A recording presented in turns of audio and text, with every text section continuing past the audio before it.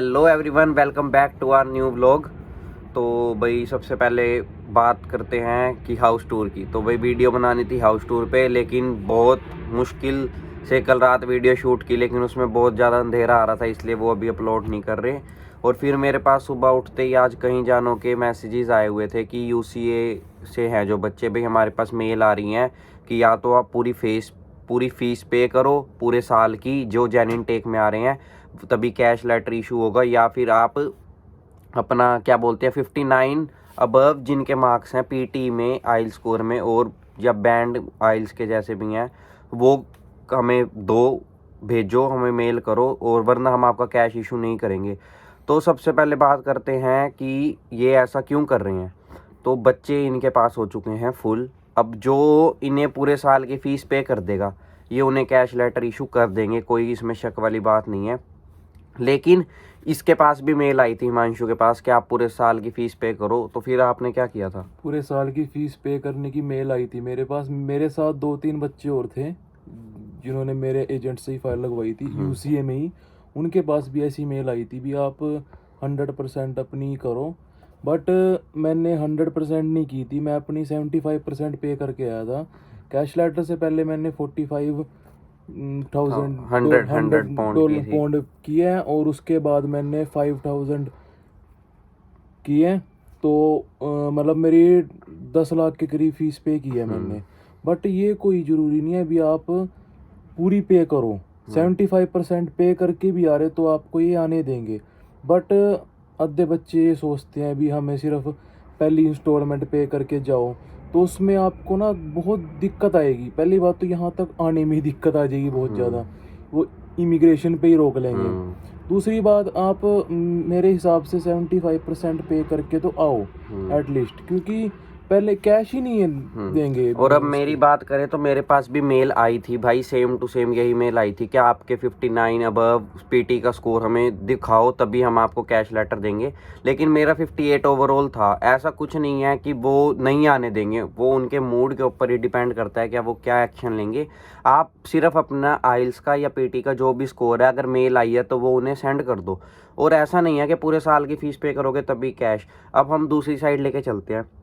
मान लो आपने पूरे साल की फ़ीस पे कर दी, और बाय चांस जैसे इसे इमिग्रेशन पे रोका था, आपको रोक लिया और ये क्लियर करके आया कैसे भी, अगर आपका बाय चांस क्लियर नहीं होता और वो आपको डिपोर्ट कर देते हैं, 1% आप मान भी लो क्लियर नहीं होता, वो उनके मूड के ऊपर डिपेंड है। वहाँ वो कैसे कैसे मूड का आपके पास ऑफिसर बंदा आएगा। आएगा। कई बंदे होते हैं थोड़े फ्रैंकली टाइप होते हैं, वो बल्कि निकाल देते हैं। बट कई होते हैं रूड टाइप, बहुत रूड टाइप होते हैं, फिर वो क्वेश्चनिंग ज़्यादा करेंगे, वो हमसे तो वो फिर भी आप उस चीज़ में भी फंस जाओगे, क्योंकि फंस जब आप जाओगे। फीस रिफंड करवाओगे तो आपकी मिनिमम से मिनिमम फिर 1 लाख फीस कट के आएगी। मतलब 500 पाउंड से 1000 पाउंड तक आपकी फ़ीस कट के आएगी, 1 लाख के अराउंड लगा लो आएगी कट के। तो मैं नहीं कहता कि आप पूरे साल की ही भर के आओ। अगर आपको ये यूनिवर्सिटी आपको लग रहा है भी ड्रामे कर रही है या एजेंट फोर्स कर रहा है पूरे साल की फ़ीस पेमेंट के लिए, तो आप यूनिवर्सिटी चेंज करो। आप हो सके तो आप एजेंट चेंज कर लो अगर वो नहीं मान रहा है। लेकिन ऐसे आप अपना नुकसान मत कराओ, क्योंकि हर किसी के पेरेंट्स बड़ी मुश्किल से पैसे इकट्ठे करके बच्चे को बाहर भेजते हैं। और दूसरी बात रही इंटरव्यू की, अगर आप ये सोच रहे हैं ना भी इसमें इंटरव्यू नहीं है, आप ऐसे ही चले जाओगे। इंटरव्यू की वीडियो भी हम बनाएंगे भी, उसमें क्या क्वेश्चनिंग होती है, क्या है, कोई ज़्यादा मुश्किल चीज़ नहीं है। इंटरव्यू मैंने दिए हैं, लविश ने भी दिए हैं, हमने 2-2 3-3, मैंने यूसीए का भी इंटरव्यू दिया है। मैंने यूसीए का नहीं दिया, उसके अलावा मेरी बहुत यूनिवर्सिटीज़ के इंटरव्यू हुए हैं। जो यूनिवर्सिटीज हुई थी उनके पहले 2 इंटरव्यू होते हैं, वो तो अपना एजेंट बता देगा, कोई चक्कर नहीं है, कोई इतना मुश्किल नहीं होता। लाइटली बहुत जैनमन से क्वेश्चन पूछते हैं वो, ज़्यादा कुछ नहीं पूछते। ये ना सोचो भी हमारा इंटरव्यू नहीं होगा हम ऐसे ही बाहर निकल जाएं। अपना इंटरव्यू दे के आओ। बीपीपी यूनिवर्सिटी, कोई भी यूनिवर्सिटी आपको जो भी सही लगे उसमें अप्लाई करो, अपना इंटरव्यू दो। हाँ, अगर आपसे 2-3 यूनिवर्सिटी के दे लिए नहीं क्लियर हो रहे, 3-4 के दे लिए नहीं क्लियर हो रहे, तो अब आप यहाँ पे यूसीए में आओ। और आप किसी को आना ही है, किसी की प्रेफरेंस ही यूसी है, चलो वो तो आज उसको तो कोई लॉजिक नहीं है। बट अगर कोई इंटरव्यू के करके आ रहा है ना भी हमें इंटरव्यू ना देना पड़े, तो अपना पहले इंटरव्यू दो। आपके पास टाइम है अभी जॉइन इनटेक के लिए, इस करके आप फिर यूसीए में अप्लाई कर दो।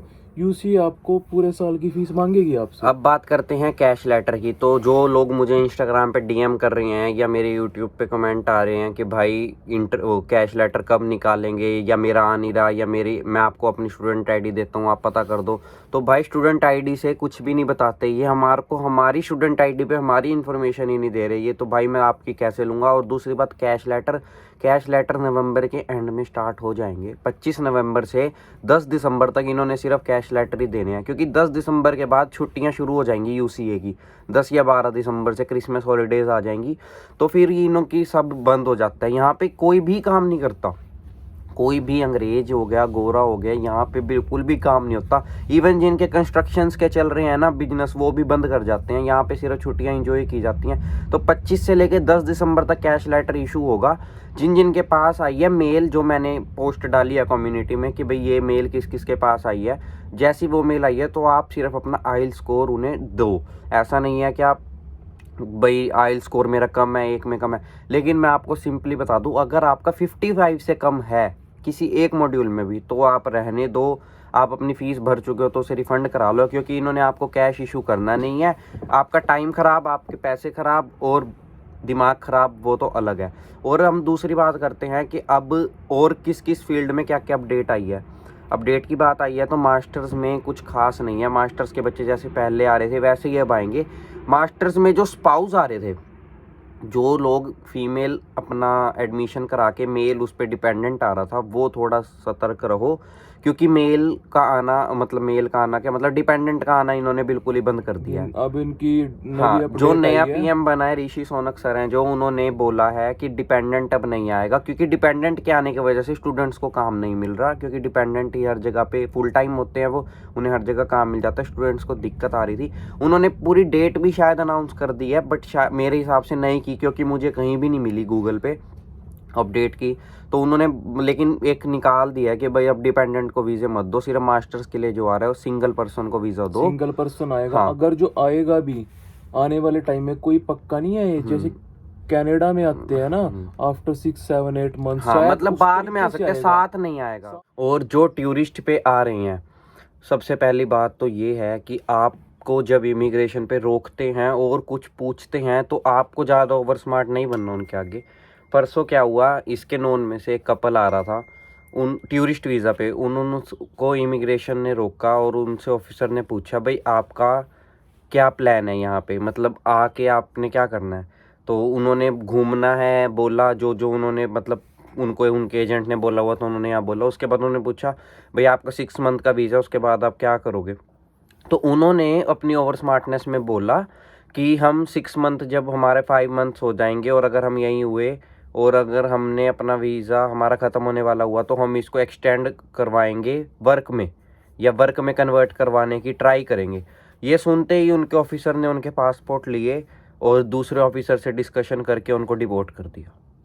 पता है क्या है, जो अगर टूरिस्ट के लिए भी आ रहे हैं ना, तो अपनी तैयारी करके आओ, क्योंकि यहाँ यार सबकी ऐसी हो रही है, कोई स्टूडेंट के साथ नहीं हो रहा है। एक वर्क परमिट वाला है जो थोड़ा लीनियंट बरत रहे हैं वो, क्योंकि वो जैनवन ही होता है, वर्क जैनवन ही लगता है। एक स्टूडेंट है, एक टूरिस्ट है, ये दोनों वीज़े हैं जिसमें थोड़ी दिक्कत होती है उनको। वो पूछते हैं, स्टूडेंट को भी पूछ रहे, वो टूरिस्ट वालों को भी पूछ रहे, चाहे कोई हिंदी है चाहे कोई इंग्लिश आती है, जिसको वो इंग्लिश में, जिसको हिंदी आती है उसको हिंदी में। ये कोई सही वो नहीं है अभी इंग्लिश में ही बताना, क्योंकि जो पेरेंट्स वगैरह आ रहे किसी के, तो वो तो हिंदी में ही बोल लेंगे, उनको इंग्लिश कहाँ आती है। तो ये है अपना, वहाँ से अपने एजेंट को पूछ के आओ भी आपने क्या लगाया हुआ, और हमें वहाँ अगर क्वेश्चनिंग कर ली उन्होंने तो हमें क्या बताना उनको, अपने डॉक्यूमेंट्स वगैरह को सब कुछ अच्छे से रीड करके आओ। इसके कहने का यही मतलब है कि अगर आपके एजेंट ने आपके आईटीआर वगैरह लगाई हुई है और उसने आपके फंड दिखाए हैं, कोई सीए की इवैल्यूएशन रिपोर्ट दिखाई है, तो उन सबको अच्छे से रीड आउट करके आओ। क्योंकि इसने जब अपनी सीए की रिपोर्ट लगवाई थी तो कितने करोड़ की लगी है, 5.5 करोड़, 5.5 करोड़ की थी। तो इसको पता है भाई इसके मूवेबल एसेट्स कौन से हैं, इनमूवेबल एसेट्स कौन से हैं, सब कुछ आया था अपने तैयार करके भी। मैंने जो सीए रिपोर्ट बनवाई है, जो मेरी बनी है, वो कैसे बनी है, वो 5 करोड़ की प्रॉपर्टी वो कैसे हुई है, सीए ने कैसे बनाई है, वो मैं सारा कुछ करके आया था रीडिंग। तो आप भी चलो ज्यादा ना करके आओ, क्योंकि इतनी डीप तो मतलब जो बंदा मतलब ज़्यादा कम एज का है जो 25-26 के अराउंड है वो तो कर लेगा सारा कुछ, पर जो ज़्यादा एज के हैं 40 प्लस है तो वो इतना मतलब ओवरऑल थोड़ा सा माइंड सेट करके आओ बस। और टूरिस्ट वीजा पे भी आ रहे हो तो यहाँ पे आके ये मत हवाबाजी में दिखाओ कि हमने आगे ये प्लान है वो प्लान है। उन्हें सिर्फ बोलो हम आए हैं घूम के हफ्ता 10 दिन 15 दिन में अपना वापस चले जाएंगे, चाहे आपका वीजा 6 महीने का है, क्योंकि 6 महीने के लिए कोई भी घूमने नहीं आता। एक बार आप बाहर निकल गए ना इमिग्रेशन से, उसके बाद आप जो मर्जी करो वो आपका दिल है कि आपने क्या करना है। आप वकील से मिलके कुछ भी करवा रहे हो, उन्हें मत शो करो कि क्या कर रहे हो। जब हम स्टूडेंट का इंटरव्यू होता है तो हमसे भी पूछा जाता है कि आप 20 आवर आपको अलाउड है वीक में काम करना, तो क्या आप करोगे? तो हमें यही कहना होता है कि हम नहीं करेंगे, क्योंकि अगर हम कहेंगे हम करेंगे तो वो कहेगा ये तो काम करने के लिए आ रहा है। हमें यही कहना होता है भी पहली प्रेफरेंस हम अपनी स्टडी को देंगे। स्टडी को करके अगर हमें टाइम बचा तब हम 20 ओवर का करेंगे। और अगर उन्होंने, वैसे तो हम बोलते नहीं, अगर उन्होंने पूछ लिया भी आप फुल टाइम करोगे तो उनको ये बोलना हम नहीं करेंगे। बट अगर लीगली नहीं है करने के लिए, हॉलीडेज हुई तो हम एक पहले अपनी यूनिवर्सिटी से कंफर्म करेंगे हम करें या ना करें।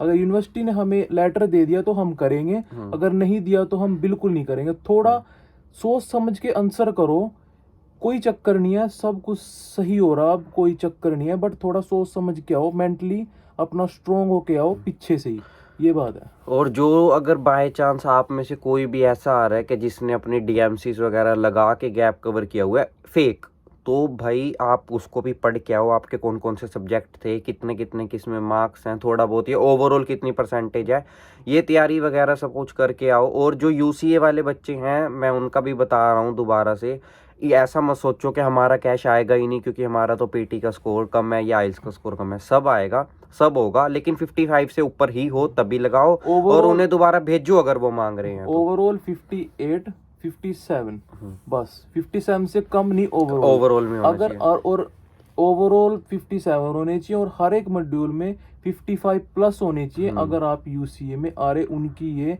खुद की है कि हमें इतने PT का स्कोर लेना है, लेने जिसका आया हुआ वो बच्चा लेना है। तो अगर किसी का 55 से कम है किसी मॉड्यूल में या जिसका ओवरऑल 55 है, वो अपने एजेंट से डिस्कस करो, पर हमारे हिसाब से तो देगा नहीं कैश देगा नहीं। अगर आपका एजेंट बोलता है 100% श्योरिटी लेता है भी देगा तब करो, क्योंकि कैश अगर आपकी श्योरिटी नहीं है, आप समझो भी आपका आएगा ही नहीं, तो आप अपने 1-1.5 महीना क्यों खराब करोगे कैश में? दूसरी यूनिवर्सिटी में अप्लाई करोगे जो आपके लिए सूटेबल होगी। इस करके आप सोच समझ के अपना करो और कैश आएगा, ऐसी कोई बात नहीं। ऐसा कभी नहीं होता भी यूनिवर्सिटी कैश ही नहीं देगी। अगर उसने कैश ही नहीं दिया तो उसका आगे स्टूडेंट कैसे आएंगे? स्टूडेंट आएंगे, कैश भी देगी वो, पर थोड़ा लेट देगी वो, नवंबर की एंडिंग में देगी वो। तो अपना ये नवंबर की एंड से दिसंबर की 10 तक आपके कैश आ जाएंगे, ऐसी कोई इशू नहीं है। और कैश आने के बाद जब आप एम्बेसी में फाइल लगाओगे तो उसमें भी आप अपनी मतलब TT स्लिप वगैरह की अगर हो सके तो ना, पहली बात तो कॉपी रखना इमिग्रेशन के लिए, और TT स्लिप जरूर लेना एजेंट से कि भाई आपने हमारी साल की फीस भरी है तो उसकी स्लिप दो, क्योंकि अगर यहाँ इंटरव्यू में मांग ली तो आपके पास होनी चाहिए TT स्लिप भी। और दूसरी बात अपनी ID, जो आपकी एजेंट ने ID डाली हुई है ना, हाँ, इमिग्रेशन में जीमेल आईडी वो जरूर लेके आना, क्योंकि कई बार इमिग्रेशन ऑफिसर TT स्लिप पे भी विश्वास नहीं करता। वो बोलता है भी आपने जब आपकी भरी थी तो आपका मेल आई होगी, वो दिखाओ, मेल दिखाओ। अब जो आपने मेल दिखा दी वो साथ के साथ आपका वीजे पे स्टैंपिंग करके दे देगा आपको, क्योंकि आप जेन्युइन स्टूडेंट हो। और दूसरी बात, अगर आप पूरी फीस भर के आ रहे तो वो पूरी फीस देख के ही आपको जाने दे देगा, क्योंकि यहाँ पे थोड़ा फीस को प्रेफर करते हैं। ये है बस। बाकी मिलते हैं जल्दी नई वीडियो के साथ। ओके, लाइक कर देना, सब्सक्राइब कर देना, शेयर कर देना, लाइक कर देना, बाय बाय।